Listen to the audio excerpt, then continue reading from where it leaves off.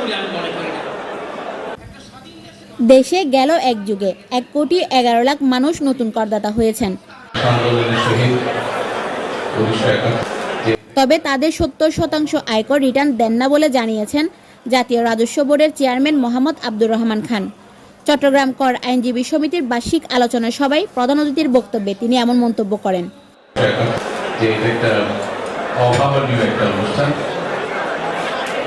চট্টগ্রাম কর আইনজীবী সভাপতি মোহাম্মদ আবু তাহেরের সভাপতিত্বে এই সময় বিশেষ অতিথি ছিলেন বাংলাদেশ ট্যাক্স লয়ার্স অ্যাসোসিয়েশনের সভাপতি অ্যাডভোকেট রমিসউদ্দিন আহমেদ, চট্টগ্রাম কর আইনজীবী সমিতির সাবেক সভাপতি মোহাম্মদ মুসা, বাংলাদেশ বার কাউন্সিলের সদস্য অ্যাডভোকেট ASM বদরুল আনোয়ার, চট্টগ্রাম জেলা আইনজীবী সমিতির সভাপতি অ্যাডভোকেট মোহাম্মদ নাজিমউদ্দিন সহ অন্যান্যরা। জনাব আব্দুর রহমান খান